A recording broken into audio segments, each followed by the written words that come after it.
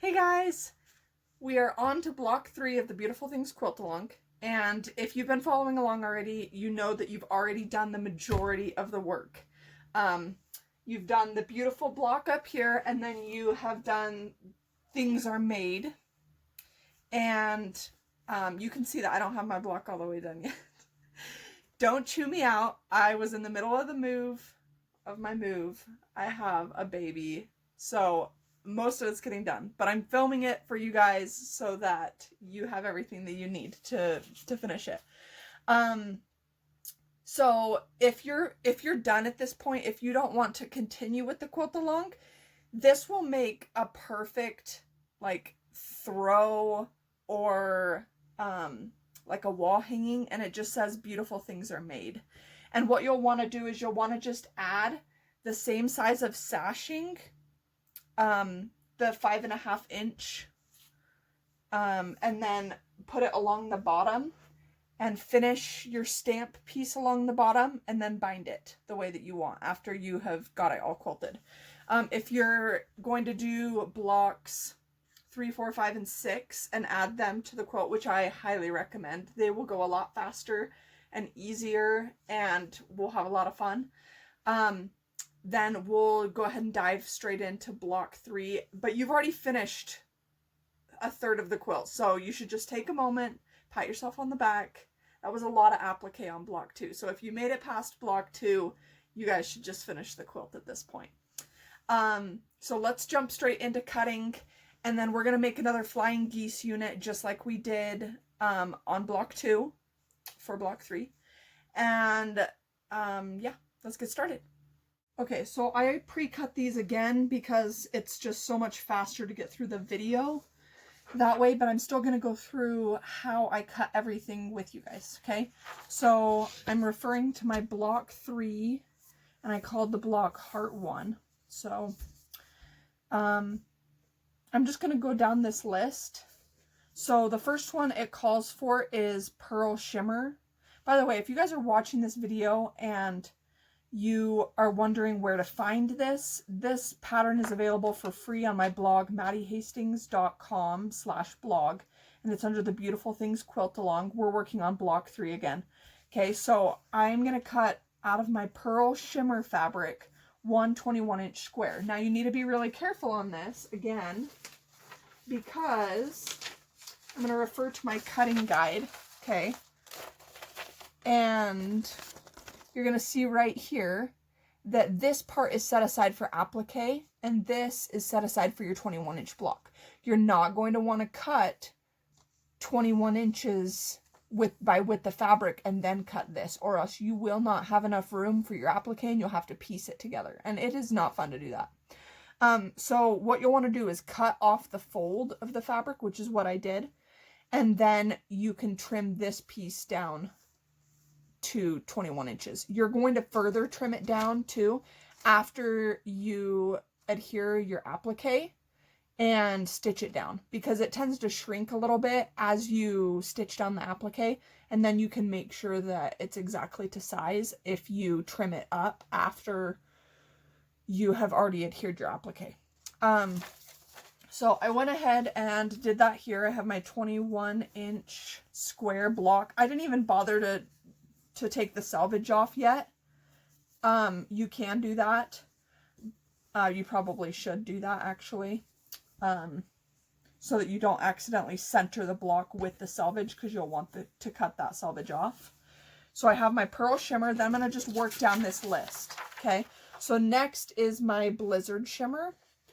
I cut a 5.5 inch by width of fabric cut, and then from that I subcut it into my 5.5 inch by 30.5 inch strip and one of my 5.5 inch by 2.5 inch rectangles. I only need one of these. It's going to be going right here on the end of my flying geese unit, okay?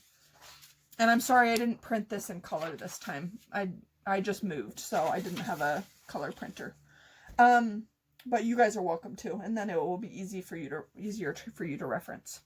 Okay, so I cut these two pieces from my 5.5 inch by width of fabric cut. Okay. Then I had 2 3-inch by width of fabric cuts. So I went ahead and cut 2 3-inch by width of fabric cuts. And then I cut those down to 3 by 27.5 inch. So I didn't open it, the fold, but these are 27.5 inches by 3-inch strips. You need 2 of those. And then you need 23-inch squares. These are going to be for the flying geese that you're going to be sewing to each side of these. And you will not be able to get your full 20 out of the 3-inch by width of fabric cuts that you did, okay? You'll be able to use the scrap yardage from your other blocks to finish cutting these really easily, like from block 1 and block 2 that you already cut. So I think I got 8 or 12 from the 3-inch strip, and then I just cut the rest out of the extra yardage. And I still have even extra yardage. Okay, and then this is the confusing part. And it's not actually confusing, but I just want to clarify because I have not published technically your blocks 5 and 6 yet. So it says using your leftover yardage from blocks 5 and 6. If you purchased the kit from FlexiFuse, you will know what this means, and you'll be able to go cut that right now. If you don't want to do that, you don't have to. I technically spec'd enough fabric that you don't have to use this leftover yardage. If you're wanting to conserve fabric, however, I would recommend doing this. So what you'll do, blocks 5 and 6 are super simple. They're the same exact size. And so you're going to need to cut 2 26-inch by width of fabric cuts. And this is the size. I wrote it down for you guys so you can pause it and write it down yourselves. So the blocks are 26-inch by 37 inches. You're going to cut 2 26-inch by width of fabric cuts. And then if you want to use the remainder to cut the rest of block 3, you need to line up the selvages, re-iron it, and then only cut off of one of the selvage sides so that you can get your 5-inch by 20.5 inch block. If you try to cut your blocks down to 37 inches from the selvage without only cutting off one of the selvage sides, you will not have enough to cut your 5-inch by 20.5 inch block. So just beware on that. If you already purchased all of your white blizzard shimmer fabric, though, you should still have enough. So don't panic if you accidentally do that. So from those extra 2 blocks, again, blocks 5 and 6, you're going to cut 2 of these, 26-inch by width of fabric, and then you're going to cut those down to 37 inches. The rest of it off of the other side of the selvage, you'll be able to use for your block, the rest of your block 3. So that's what I did here. I have my 5-inch by 20.5 inch strip and one 3 by 20.5 inch strip. Okay, so this is all the blizzard shimmer that I need and my pearl shimmer. And then if you followed my directions in the video and I believe on the blog too, on block 2, you already made one of these flying geese units. The only way that this one is different is that it has an extra color. So you'll only, if you followed my instructions and cut 2 during block 2, you won't have to cut this. I literally just pulled this out and it was already cut, which was really nice. I only had to cut 1 of these. So it's a 5.5 inch by 3 inch rectangle. And now these flying geese units are ready to assemble because I have my 3-inch squares. Okay, so I'm going to go ahead and go make another set of my flying geese, and I'll show you guys how I'm doing that again. But if you have further questions about it, if you want to see the full demo of how I put it together, I would recommend going back to my block 2 tutorial for the Beautiful Things Quilt Along, because I show you how I put the flying geese unit together from beginning to end. So let's get going. All right, so first things first, I'm going to chain piece all of these, which I didn't show you guys really very well in my last one. I just have a piece of template plastic, and I like to just draw a line from one corner to the other. I'm using a friction pen, and it's perfect. I just start in the middle and draw from one side to the other side. And it makes a really nice line, and I'm going to sew down that line when I go to start chain piecing my flying geese units. I'm going to finish these up, and then I'll show you guys where we're at. Okay, a couple of things I forgot to mention. I went ahead and drew the line on all of my 3-inch squares. I don't know if you can see it very well with the friction pen. This is deactivated by heat or friction. So once I iron it, that line will no longer show. But this is a line on the back side of my fabric, okay? And I am just going to line this up.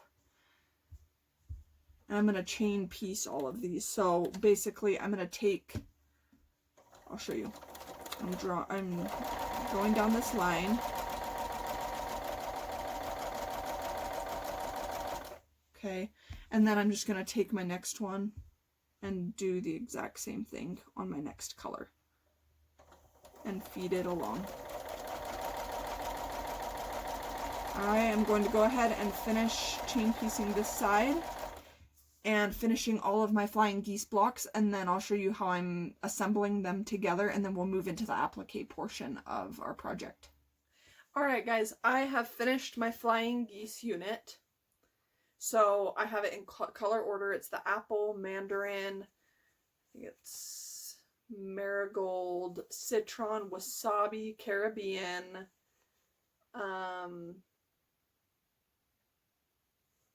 blanking on this one. What is this? Oh, peacock, dawn, violet, and then magenta. Make sure you use the magenta and not the raspberry, because one of them's just a darker shader. This is darker shade. This one's the lighter one of the two. So you will use the raspberry in the bird block. But, and then I made sure and attached my white blizzard shimmer block after the magenta. So now I'm going to show you guys the applique portion of the block. And then we'll piece around the applique once we get it all trimmed up and everything. Okay, I have printed off my graphite shimmer pages. I want to show you guys how I taped these together. So you can see I taped it right here on the one because I'm going to trace my fusible. I'm going to trace this template directly onto my fusible. And for that, I have got this Flexi Fuse lightweight fusible. And I picked up the roll because... Oh, I think this actually has like a seal thing on the end. Oh, no. Okay. So I picked up a roll because I did not want to have to tape my fusible pages together. You definitely can. But you're not going to want to overlap the fusible at all. You'll want it to butt up right close to itself. Okay, so I'm just going to try to optimize my usage here.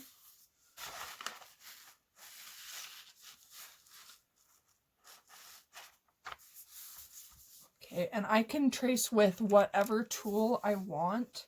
I'm going to use Sharpie again so that you guys can see this. And one thing that makes this a lot easier to do is a Caterpillar light box. It is possible to trace them without it. It's just, I was using it last time, especially for my detailed pieces, and it was amazing.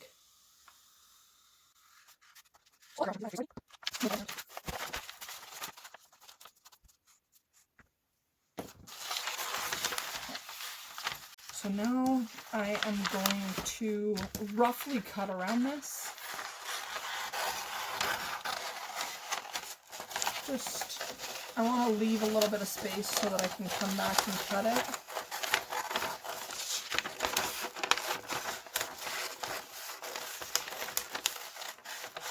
Again, if you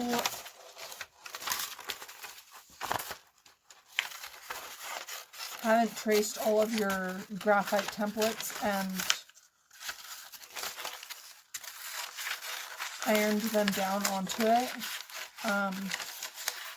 it is better to do them all together because it just optimizes the fabric more. I was just being lazy last time and didn't want to print the pages and show you guys how to do it. These are perfect for just smaller pieces, so I'm going to just hold on to that and roll it up into my little fusible nest here. Okay.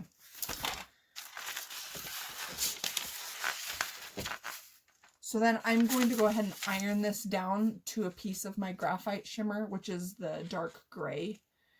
And again, on the iron settings, the iron settings are on the back of the FlexiFuse package.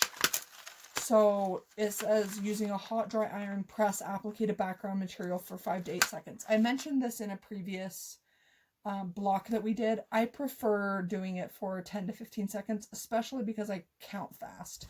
So it's just nice knowing that your piece is well adhered. And when you go to stitch these pieces down, I'm sure a lot of you that are applique enthusiasts already know this, but you tend to have to iron them in place more than once, because as you twist your quilt through that, it kind of pulls at the applique.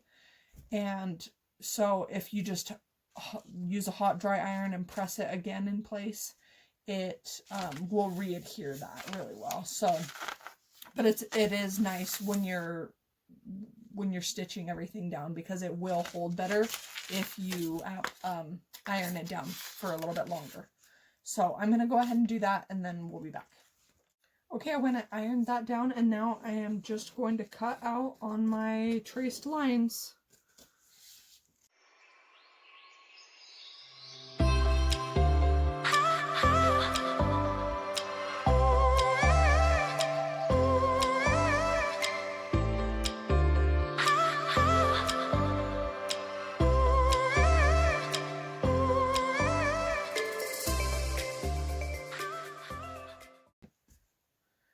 Alright, there is my applique. So I'm ready to go ahead and iron these down to the block.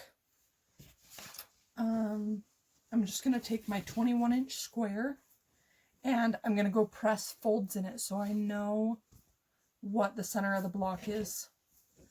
Actually, I'm not going to do that.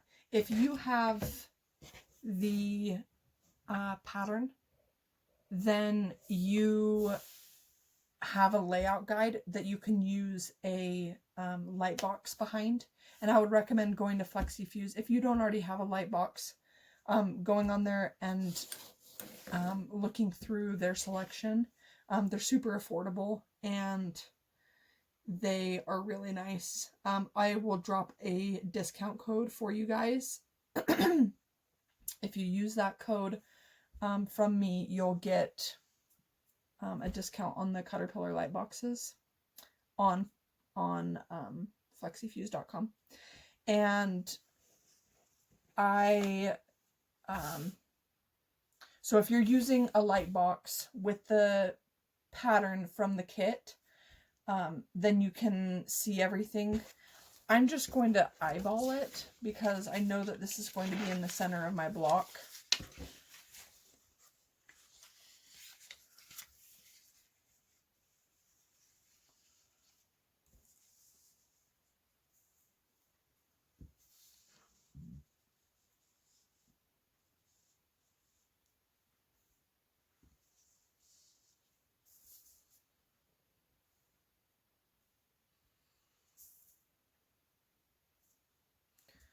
Okay, so I'm going to just put it about there, and then I'm going to go take this over to my ironing board after I peel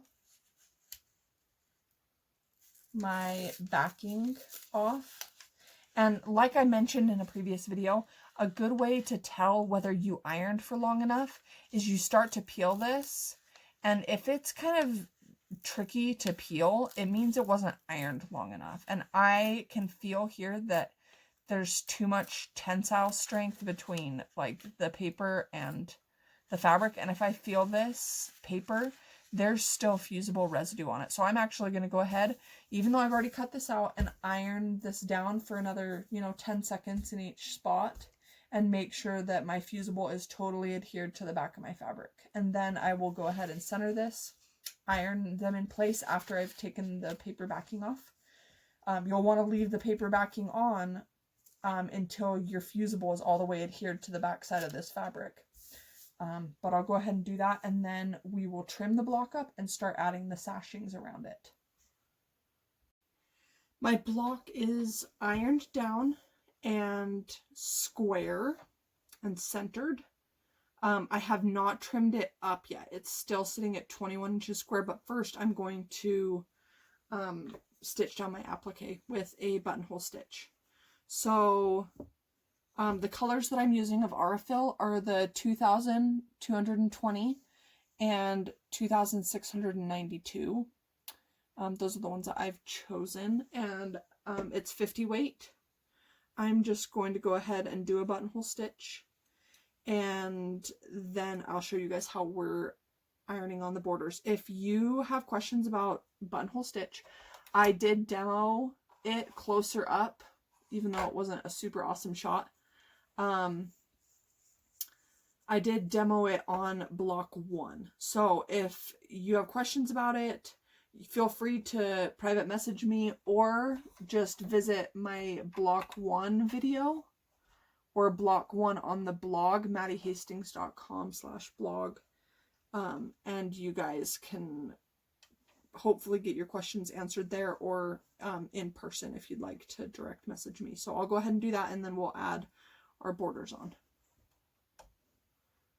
My applique is all stitched down, and now I'm going to start adding my sashings. So my 3" by 20.5" piece is going to get pinned, fabric sides, right sides of the fabric together, to the left hand side of my block.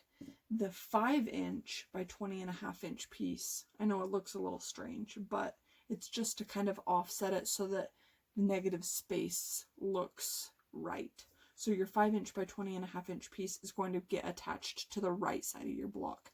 I'm going to go ahead and pin those and attach them with a 1/4" seam, and then we'll go to the next step. Okay, here's what I have so far. The applique block is here behind me, and I have the 2 sashings on either side of it. So here is the 3" on the left side by 20.5" sashing, and then the 5" by 20.5" sashing. You guys, it's late. I cannot talk anymore. I'm gonna go ahead and add my top and bottom sashings, and then I'll show you what it looks like. Voila! I have my top and my bottom sashings on, and so the last thing that I need to do is just add my flying geese unit to the bottom of the block, and then I'm going to add my side piece of sashing down this side. If you're more of a visual person, and I am, on my block 3 instructions, I went ahead and just did a diagram at the bottom there for you guys, so you can see what order you do everything in. And then you can just reference the measurements in the instructions, which is really nice. So let me know if you guys have any questions. I will show you my finished block. I'll post it on Instagram. Go follow me over there. And if you want to be eligible to win this next week's giveaway and prizes, then post your finished block 3 to Instagram and tag me. It's handle. My handle is Maddie, MADI_Hastings. And yeah, I would love to see your guys' finished blocks. And